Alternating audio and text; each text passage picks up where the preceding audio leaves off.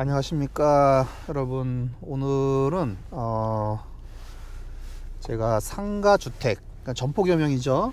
택지에서는 점포겸용, 우리가 일반적으로 알고 있는 거는 상가주택 지금 나와 있습니다. 상가주택에 대해서 잘 모르시는 분들이 계셔서 R6 상가주택을 직접 토지를 매입하고 그 다음에 건축하고 지금 임대를 운영하고 있는, 실제 이 택지 개발지구에 제일 처음에 들어와서 건축까지 해서 지금까지 운영하고 있는 분을 만나서 상가주택이 어떤 특징이 있는지, 또 장점은 뭐가 있고 단점은 뭐가 있는지를 정확하게 알려드리려고 그래요. 그리고 가장 중요한 건 이제 수익이겠죠. 수익. 어느 정도의 임대료가 나오는지, 요거를 저희가 상가건축주에게 직접 듣고 여러분들에게 알려드리려고 합니다. R6 상가주택은 크기가 굉장히 큽니다. 그리고 또 사방이, 지금 제가 보여드릴 텐데, 사방이 전부 다 이렇게 아파트로 다 둘러싸여 있어요. 그리고 앞에는 또 초등학교, 중학교, 고등학교가 또 인근에 있어서 입지가 굉장히 좋아요. 그리고 대각선 꼭지 방향으로 또 상업지하고 또 마주보고 있어요.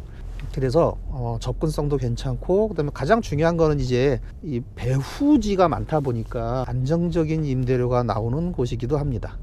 자, 지금부터 한번 눈여겨보세요. 상가주택에 관심이 있으신 분들은 장단점 들어갑니다. 간단하게 신도시 점포겸용부터 먼저 설명을 드릴게요.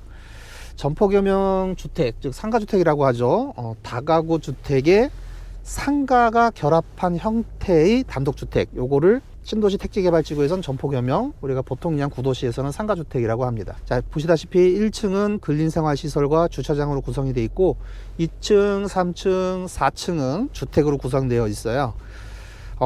상가주택의 장점은 1층 상가에서 월세를 받고, 또 2층, 3층, 4층에서는 또 주택으로서 월세를 받는 거예요.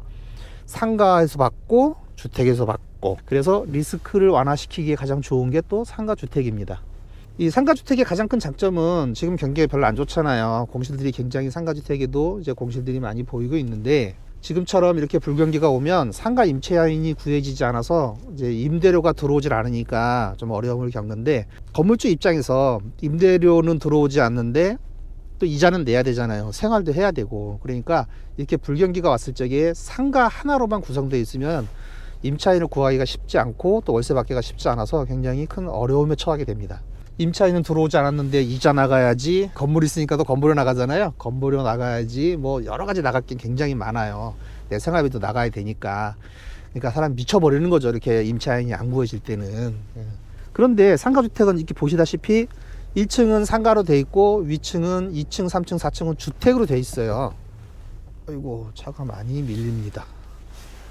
으씨, 나보고 나가라는 건가? 자, 그래서 상가주택은 1층은 상가고 2층, 3층, 4층은 주택으로 되어 있기 때문에 월세 수익이 극대화돼요. 상가에서도 받고 주택에서도 받으니까. 그리고 이렇게 경기가 안 좋을 때 상가가 임대료가 안 들어와도 2층, 3층, 4층 주택에서 들어오기 때문에 리스크를 최소화시킬 수 있다는 또 장점이 있는 게 또 이 상가주택이에요. 경기가 안 좋아서 상가가 안 나가면 주택에서 나오고, 경기가 좋으면 상가에서도 나오고 주택에서도 나오고, 요게 다가구 주택의 가장 큰 장점이죠. 월세가 절대 끊기는 일은 없습니다. 줄어드는 일이 있어도 끊기는 일은 없다. 그렇기 때문에 상가주택을 좀 많이들 하시는 거예요. 자, 근데 단점이 있어요. 상가주택의 가장 큰 단점은 황금성이 낮다는 거예요. 우리 아파트가 가격이 비싼 이유는 황금성이 높기 때문에 그러잖아요. 언제든지 돈으로 바꿀 수 있는 능력. 근데 다가구 주택은 관리하거나 또 임대를 하는데 조금 지식이 조금 필요합니다. 그러다 보니까 사람들이 쉽게 접근할 수 있는 그런 부동산은 아니에요. 그리고 현금도 좀 있어야 되니까, 그렇다 보니까 황금성이 조금 낮은 특징을 가지고 있는 것이 또 다가구 주택의 단점이에요. 황금성이 낮은 대신 금방 돈으로 바꿀 수 없으니까 가격이 저렴하죠. 받는 임대료에 비해서 가격이 저렴해요. 우리가 그거를 수익성이 높다라고 얘기를 하는 거죠. 그래서 부동산은 황금성이 높으면 부동산 가격이 굉장히 비싸요. 그리고 수익률이 낮아요. 대신 황금성이 낮으면 가격이 싸고, 가격이 싼 만큼 월세 수익률, 즉 내가 받는 수익률이 굉장히 많이 올라갑니다. 황금성이 높으면 부동산이 비싸고 수익이 떨어지고, 황금성이 낮으면 부동산이 싸고 싼 만큼 수익성이 올라가고, 즉 황금성이 낮은 상품은 내가 월세를 많이 받을 수 있다는 거죠. 들어간 비용에 비해서. 자, 그래서 내가 지금 가진 돈이 조금 적다, 이런 분들은 부동산 투자를 하실 적에 황금성이 좀 낮지만 월세가 많이 나오는 것들, 수익률이 높은 것들은 꼭 하나는 갖고 가셔야 돼요. 그래야 안정적으로 계속 부동산 투자를 하고 생계를 이어갈 수가 있습니다. 내가 가진 자본금이 작은데 수익형 상품을 선택하려고 그러면 대출을 받아야 되잖아요. 근데 그 대출을 좀 많이 받아야 됩니다. 지금 요새 금리도 굉장히 비싸요. 상가 같은 경우에는 보통 한 4%에서 왔다 갔다 하는 것 같은데, 보통 1층 상가들 수익률이 한 4% 정도 됩니다. 그러면 대출 받아서 은행이자 내고 나면 남는 돈이 나한테는 별로 없는 거예요. 거기에다가 만약에 임차인이 장사가 잘 안 돼서 나가서 공실이 생겼다, 그러면 여러분이 그 상가의 관리비, 은행 이자, 이걸 다 여러분 돈으로 생으로 다 집어넣으셔야 돼요. 그러니 그거는 돈이 좀 많이 좀 현금이 확보가 되신 분들, 선순환의 고리에 이미 들어가신 분들이 할 수 있는 것이고, 보통 일반적으로 자본금이 좀 작아서 내가 좀 작은 자본으로 레버리지를 좀 크게 봐야겠다, 이런 분들, 혹은 은퇴 후에 내가 이제 생계를 이어갈 수입이 끊긴 거잖아요. 은퇴가 되시면 그 연금 갖고는 좀 부족하다라고 하시는 분들이 작은 금액으로 월세를 가장 많이 받을 수 있는 이런 다가구 주택, 혹은 상가주택, 혹은 점포겸용, 이런 걸 선택하시게 되는 거죠. 이 상가주택은 월세 수익이 필요할 때 선택하시는 부동산이에요. 그래서 은퇴하신 분들이 더 이상 월급을 받을 수 없을 때 선택하시거나, 혹은 적은 자본금으로 은퇴 이후의 삶을 계속 이어가시고 싶은 분들, 수입이 끊겨도 안정적으로 내가 쓰던 만큼 계속 쓰고 싶다, 이런 분들이 선택하시는 부동산입니다. 잘 생각해 보시면 부동산의 원리는 굉장히 간단해요. 황금성이 낮으면 월세를 많이 받을 수 있는 거고, 황금성이 높은 부동산은 월세는 조금밖에 안 되고 굉장히 비싼 거예요. 왜? 돈으로 바꿀 수 있는 능력이 굉장히 뛰어나니까.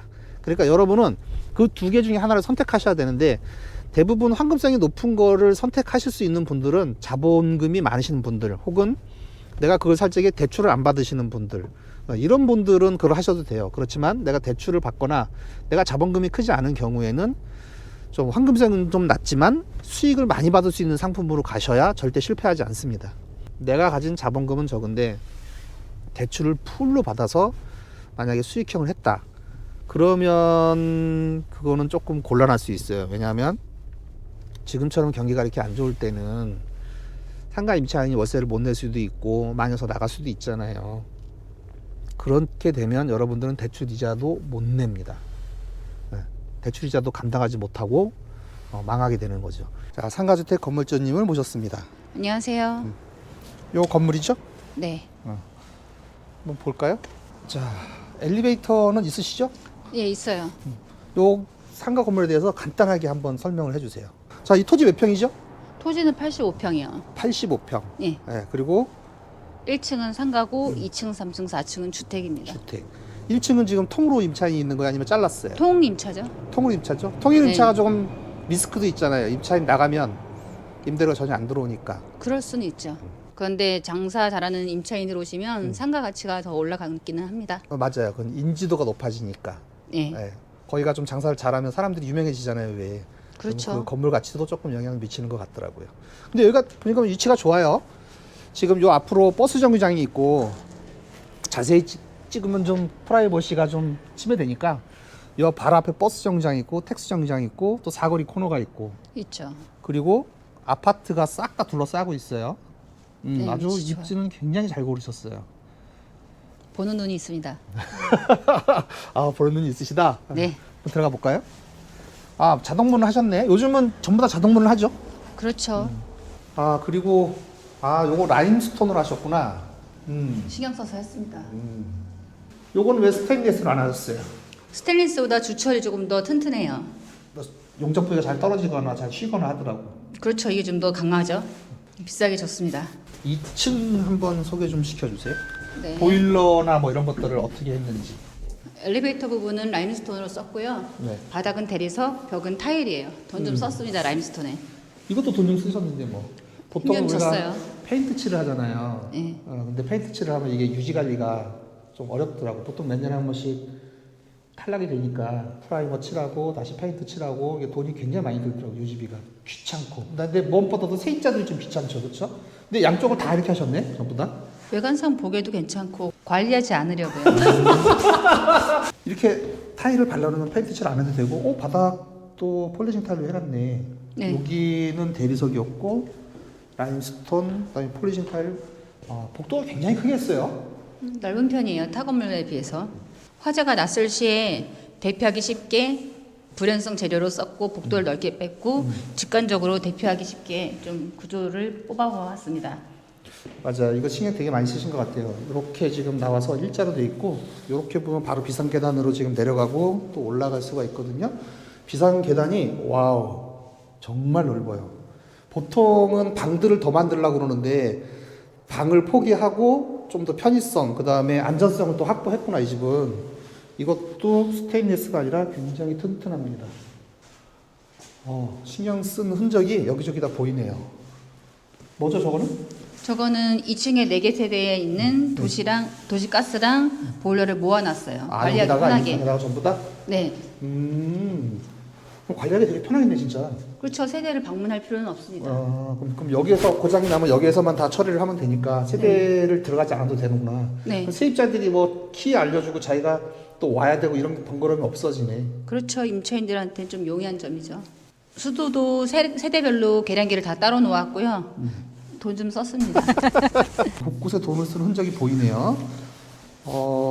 세대마다 이렇게 수도 미터를 따로 뒀고, 그다음에 이 복도가 굉장히 넓어요, 지금. 또 여기가 지금 타일로 돼 있고, 이쪽도 타일로 돼 있고요.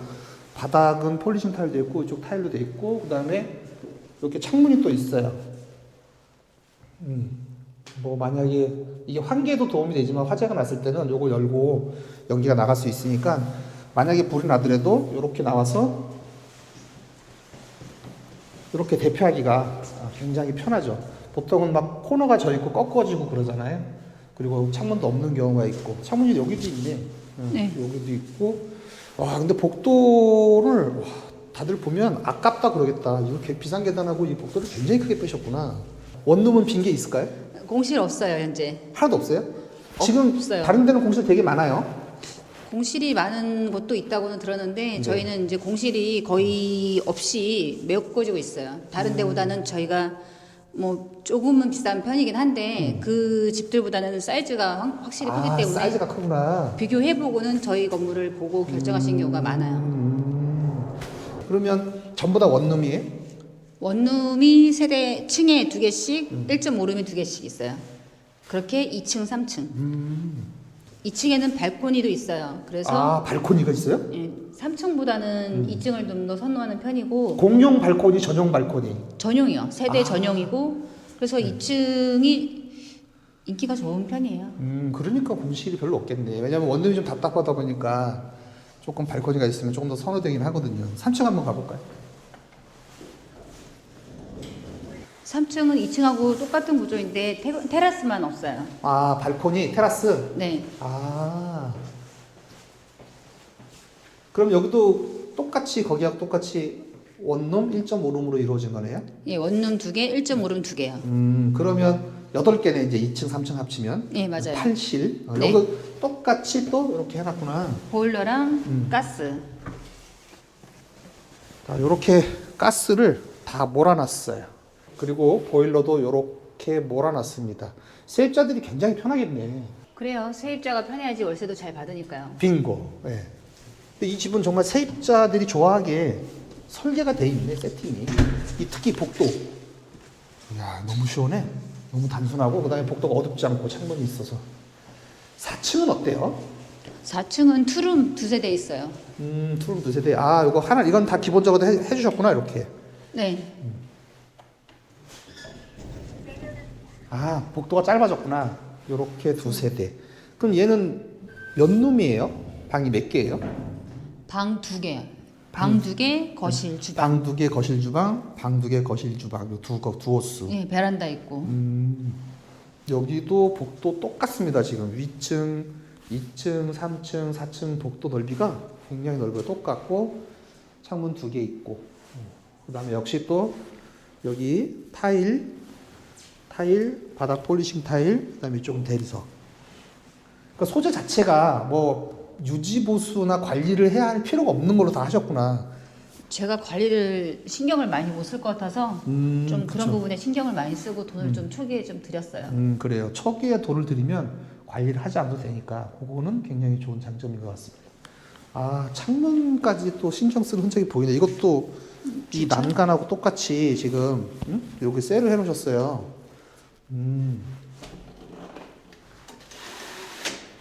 아, 역시 신축 건물들은 이런 게 좋아. 이렇게 처음에 돈을 들여놓으면 건물이 굉장히 오래 가죠. 돈 안 들여도 되고. 건물에 특별히 손이 가는 건 없는 편인 것 같아요. 아, 계단도 전부 다 대리석으로 올 했네, 여기 전부 다. 네. 옥탑 한번 가볼까요? 네. 자, 제가 일부러 옥탑에 올라오자 그랬어요. 왜냐면 좀 봐야 되니까. 아, 여기 이렇게 사거리가 있고, 얘가 지금 옥정에서 가장 비싸다는 아파트예요. 대방 1차. 그리고 이거 호수공원 가는 길이고, 요 사거리 코너에 여기 지금 택시 정류장, 버스 정류장 이렇게 있어요. 입지는 아주 좋습니다. 자, 수많은 부동산 중에서 상가주택을 선택하신 이유가 있을까요? 월세죠. 아, 월세. 얘가 제일 많긴 하죠. 근데 이 상가주택은 세입자 관리가 어렵다고 하시는 분들이 꽤 많아요. 네. 예. 그런데 뭐 어려움은 없으셨는지. 그렇긴 한데 빌딩 살 돈이 있지 않으면 귀찮아도 월세 많이 받는 걸 해야죠. 아, 몸을 좀 굴려야 된다. 그렇죠. 사실 관리도 크게 할 게 없어요. 요즘은 건물들을 잘 지으니까 하자도 없고 관리도 쉬워요. 다시 봐도 상가주택으로서는 정말 좋은 입지를 가지고 있는 곳입니다. 옛날 건물들이 부실이 많다 보니까 상가주택을 조금 꺼리시는 분들이 계신데요. 지금은 시대가 많이 바뀌었어요. 그래서 이제 옛날처럼 그렇게 부실 건물을 짓거나 하지도 않습니다. 또 내진이나 뭐 설계, 단열까지 굉장히 강화가 돼서 지금 짓는 집들은 전부 다 이렇게 퀄리티가 이 정도 다 나옵니다. 문제는 건축비죠.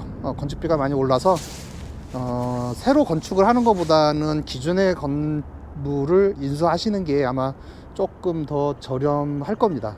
상가주택은 일단 가격보다는 입지를 먼저 선정하고 그 다음에 그 중에서 가격을 조금 고르셔서 선택하는 게 좋을 것 같아요. 옥상에 이렇게 화분 갖다 놓고 지금 눈이 내렸는데 요것도 특이해요. 요거는 지금 스테인리스를 했고 요거는 네. 원래 이렇게 안 하잖아요. 그냥 일자로 하잖아요. 일자로 하면 페인트질을 매번 해야 되니까 그런 부분에서 관리가 좀 귀찮은 부분이 있어서 이렇게 좀 설계하게 되었어요. 요거는 정말 아이디어가 좋은 게 이게 그냥 맨 콘크리트 바닥으로 일자로 해놓잖아요. 그럼 이 햇빛 있죠. 이 자외선에 이 방수가 다 일어나요. 수명이 오래 못 가더라고. 그러면 그거 다시 다 걷어내야 돼요. 일단 다 걷어내는 비용 들어가지. 그 다음에 다시 또 칠해요. 그럼 칠하는 비용이 또 들어간다고. 그러니까 그거를 주기마다 해줘야 돼. 근데 지금 여기처럼 이렇게 요런 경사지붕을 해서 이렇게 해놓으면 요거는 되게 오래 가더라고요. 그리고 보니까 저쪽 약간 좀 페인트 칠을 좀 해야 될 것 같아요. 이제 보니까. 네, 벽면은 페인트로 되어져 있어서 좀 한번 관리를 좀 해줘야 될 것 같아요. 근데 1층 바닥부터 하는 것보다는 벽면을 두르는 거는 좀 편한 편이에요. 그렇죠. 이 바닥 공사비가 비싸거든요. 방수공사 하는 거. 왜냐면 기존의 걸 다 걷어내고 다시 해야 되잖아요. 그렇죠. 걷어내는 비용도 만만치 않아요, 요새는. 자, 이렇게 지금 복도가 굉장히 커요. 저 밑에가 지금 2층인 것 같고요.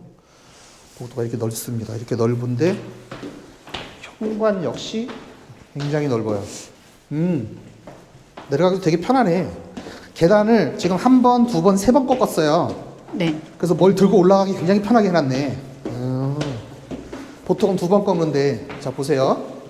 계단을 한 번, 경사가 만만합니다. 그리고 이렇게 두 번 살짝 세 계단 내려가죠. 그 다음에 세 번 이렇게 꺾었는데 굉장히 경사가 만만해요. 오르고 내리기가 아주 편하게 되어 있습니다. 엘리베이터 고장나도 오르고 내리는 건 굉장히 편할 것 같아요. 자, 이제 1층 갑니다. 1층도 역시 이렇게 되어 있고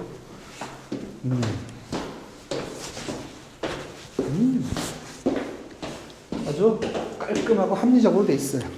자, 그런데 네. 우리 신도시의 택지 개발 지구에서 우리 점포 겸용, 이게 지금 그거잖아요. 신도시 택지 개발 지구의 점포 겸용. 그렇죠. 근데 요거는 리갈 이슈가 보통 있잖아요. 지금 이 건물도 리갈 이슈가 있죠. 예, 있죠. 있는데 택지지구에서는 리갈 이슈는 어쩔 수 없는 부분인 것 같아요. 그 수익률을 생각하면은 좀 귀찮은 부분이 있지만 좀 안고 가야 되지 않나 그렇게 그렇게 생각하고 있습니다. 리갈 이슈는 있지만 수익률로 가야죠. 그래도 저는 수익률을 선택했습니다. 좀 귀찮긴 하시잖아요. 없잖아 있어요. 그렇죠. 그래서 어차피 겪어야 될 일들인 것 같고 여기 보니까 지금 리갈 이슈가 없는 건물들은 별로 없는 것 같아요. 그렇죠. 수익률을 생각하면 답이 안 나오니까. 네. 그런데 저희 건물은 리갈 이슈에 적용되는 부분은 적은 편이에요. 타 건물에 비해서. 그래서 크게 타격도 크지 않았어요. 다른 데는 그냥 대놓고 그냥 확 했는데 여기는 조금 그래도 조금 눈치 봐가면서 했다. 적당히 양심껏 필요한 만큼만 적당히 했습니다. 네. 그 대신 저희는 복도나 그런 부분에 대해서 화재 시 대피하거나 이런 안전에 대해서 신경을 좀 많이 썼고 그런 부분에 비용도 많이 썼고요. 그런 것 같아. 왜냐하면 그 공간을 다 버린 공간이잖아 지금. 그렇긴 하죠. 복도 넓이, 그 다음에 아까 그 계단 넓이, 계단 비상 계단 그 크기 이렇게 보니까 일자로 하기도 되게 어려운데 많은 부분들을 포기하고 일자로 폈고 네. 크기도 넓혔고 그 다음에 직관적으로 바로 내려갈 수 있도록 해줬고 그 다음에 불연성으로 전부 다 해줬고 커버를 많이 해줬더라고. 돈이 굉장히 많이 들어간 거예요 그게. 비용이 조금 들어도 임차인이 편해야지 또 임대인도 편하고 서로 편해야지 또 공실도 적고요. 그렇게 생각하고 돈을 좀 더 쓰게 됐어요. 그게 정상적인 생각인데 보통 돈을 안 들이고 많이 먹으려고 그러죠. 그건 좀 저하고는 안 맞습니다. 그래요. 그러니까 상가주택 하시는 거겠죠. 용감하게. 그렇다고 하더라고요. 얘가 월세를 가장 많이 주기 때문에 이 상가주택을 선택하셨다고 하셨는데 네. 그러면 1년에 얼마 나와요? 한 장? 1억? 1억 정도. 아, 네. 1억. 괜찮네. 괜찮죠. 남들 꺼려하는 걸 해야지 돈이 됩니다. 저도 수익률 때문에 하게 됐는데 이제는 상가 쪽으로 가볼까 고민하고 있어요. 아, 배가 불렀구나. 아니라고 할 수는 없습니다. 그래요. 이제 배가 불렀어, 이제. 그러면 이제 한 단계 더 디벨롭 되는 건데 네. 땅은 사놨어요? 예, 사놨어요. 아, 그럼 이거 안 팔어? 우리 건물이 조금 팔기에 고민되는 부분은 상가 자체도 동네에서 입소문이 나 있어서 상가가 처음부터 꾸준히 쭉 있는 거고 공실도 저희 건물은 거의 없다고 봐야 되고 그래서 이런 안정적인 수익률을 계속 가지고 갈까 아니면은 내가 지금 땅을 사놓은 게 있는데 그쪽으로 옮겨가야 되나 고민하고 있어요. 그 땅은 무슨 땅이에요? 회천 쪽에 회정역 인근으로 준주거? 그렇죠. 그걸로 가려고? 상가주택 해봤으니까 이제 디벨롭 해봐야죠. 상가로도 가보고 겪어보고 싶어요. 이제 빌딩으로 가고 싶구나? 그렇죠. 아, 야. 근데 고민은 되겠다. 이 수익이 1억이면,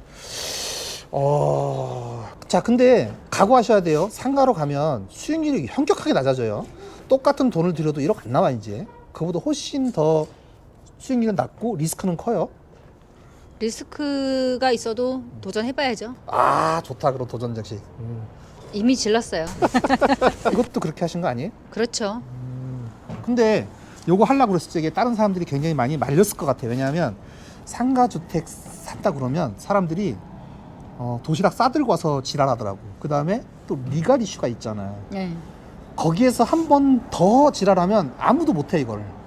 수익률이 아무나 높아도 못하더라고요. 근데 어떻게 그런 용기가 나셨는지 난 그게 궁금하네. 저는 입지를 먼저 봤어요. 입지 보고 수익률 때려보니까 해볼만하다 싶어서 극구 반대하는 남편을 겨우 설득해서 네. 지금은 뭐라 그러세요? 지금은 제일 좋아하고 있습니다. 야, 대박이다. 지금 가만히 있어도 1억이 나오는데 이걸 포기하기는 정말 쉽지 않아요. 네. 이거 그냥 남한테 던져주는 거거든. 던져줄 생각 있으면 전화 주세요. 생각해보고 연락드릴게요. 네.